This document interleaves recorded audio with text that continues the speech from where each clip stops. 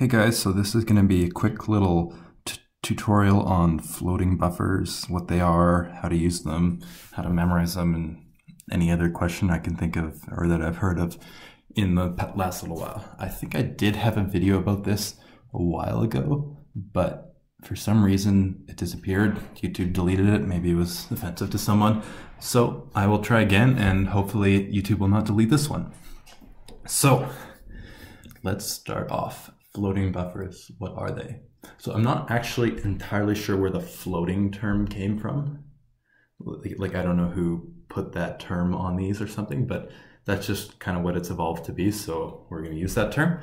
And essentially what floating buffers mean is using a buffer in blindfolded solving that is not your normal go-to buffer in order to have less algorithms or commutators to execute in a solve. So essentially what you're doing is you're avoiding cycle breaking, avoiding shooting your solved buffer to an unsolved piece in order to make the solve a bit faster. It's a very, very useful technique, and if you get good at it, it will help you a lot in a lot of scrambles in a lot of different situations. So I highly, highly recommend getting good at this if you're at all serious about moving further in 3-blind or 4-blind or whatever. So, to begin with, floating buffers.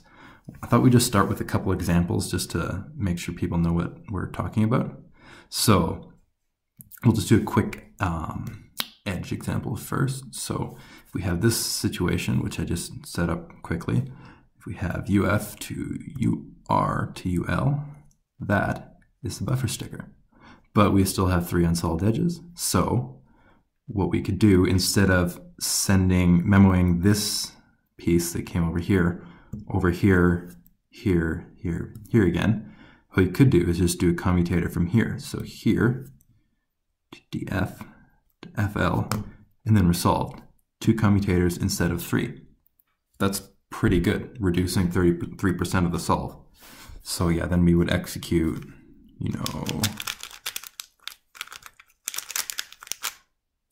and we're done.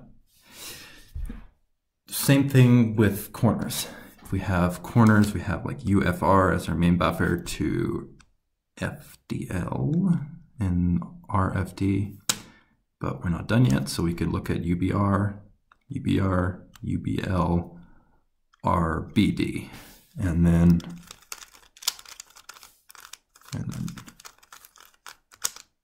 we're done. So once more, we're reducing 33% of our solve. It's not always going to be that percentage, it's just for these cases, by doing that. So how would you go about implementing these? Like if you've never used them before, how would you go about using them in solve? So first thing you'd probably want to know, if you understand that what I just talked about before about what they actually are, is how to memorize them. So there's kind of some interesting different ways you could do that. So for me personally, I don't really use a set technique. What I do is I memorize the UF edges, for instance, and when I hit the solved UF piece, then I just immediately have a buffer order. So what I do is I say, I know that UF is going to have the best commutators on average. They're going to have the fastest commutators. And you know what's going to have the second best? UB, because it's essentially UF mirrored for the most part. So if I see that UF is solved, I immediately look to UB and I say, okay, can I do something else from UB? If UB is solved, I personally go to DF. Now, some people would say UR or UL is better, and sometimes I do that. But in my experience and in my experimentation, I think DF has on average slightly faster algs because it's on the M slice. And it means that a lot of times with UR, you have to essentially set it up to the M slice or UL, and that's just kind of annoying for me. But I mean, if we're getting into this, like it really doesn't matter if you use UR or DF first. It's not going to kill you. And if you're that fast that it really matters, I want to meet you because I haven't heard of anyone that fast yet. Definitely not me. But anyways, so yeah, it's just like Megaminx S2L. You have a buffer order, just like they have like a fixed order of sides and stuff they do, I think. Or maybe that's just overall Megaminx solving. But we have a fixed order for buffers. And if you follow that fixed order for buffers, you will hopefully maximize your chances of getting the best possible commutators. So anyways, getting into the actual logistics, let's say we have this situation and we're going UF, UR, LF, bag for me, BG. What we could do, if you just want to do really simplistic memo, if you don't want to, maybe you didn't realize that that's the solved buffer piece, you would shoot to UB, UB, so A, X, J, A. So that's without any floating buffers. But what you'd notice is that between the two A's that we did, so we memorized one A at the kind of the start of that cycle break and then one A at the very end, there was only two letters, X and J. So if you ever have an even number of letters between, let's say A, so A, J, X, J, so that's 2, and then back to A, then you know that you actually just broke into a floating cycle and you could have floated. So what you could have done is just bag, and then either by memorizing and realizing the even number of letter pairs, or just by noticing that this was the buffer piece, then you would do that one cycle, and once more, you're eliminating a large portion of your solve. So that is how to memorize floating buffers. Personally, what I do is I try and just do visual memo, especially for something like what we had there, where it's just one commutator. I would just say, oh, all I have to do is that case. And I wouldn't really think about any letters in my head. But if you have like three cases, let's say, from UB and one from UF. So ND, done, NUD. But then we have a bunch of unsolved edges. So then I would probably use letter pairs for the UB. So B, E, X, J, V, L.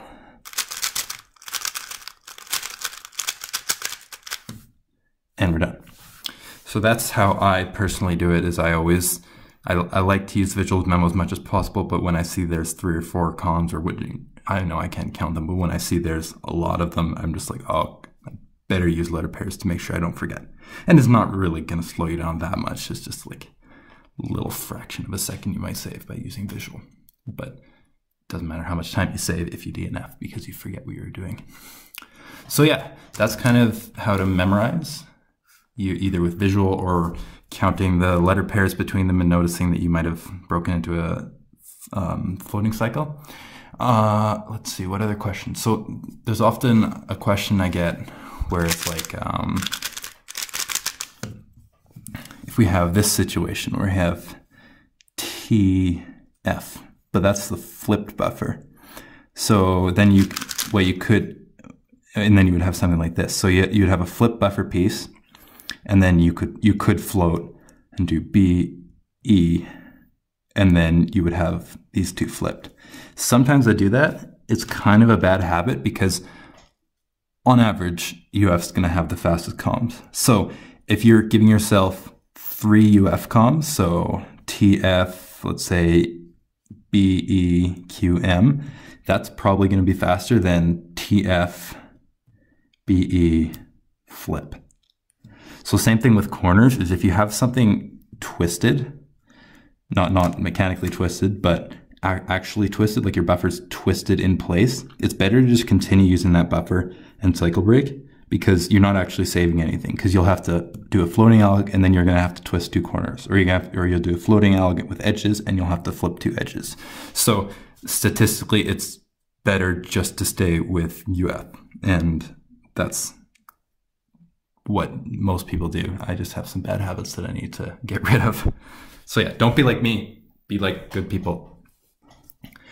And yeah, I think that's kind of all that I can think of right now for floating buffers. Just like keep in mind the order, keep in mind how to memorize them.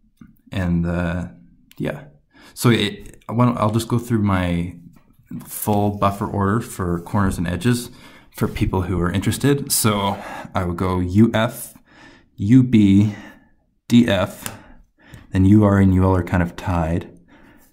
DB, FR, and then, I mean, it's so rare that you get something else, but then I would use one of these other E-slices things. And these buffers don't really matter because, I mean, there's always going to be a third piece involved that I'm actually more comfortable with. So I never really think of commutators as going between, as coming from one of these two pieces. You can though if you want. And then for corners, I usually do UFR, of course. And then usually I go to UBL just because I have previous familiarity with it. UBR is probably better.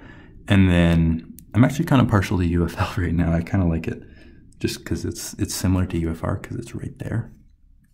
But I mean, it doesn't really matter. I would still stick with UBR as your second one, UBL, UFL, and then usually FRD is like my last resort.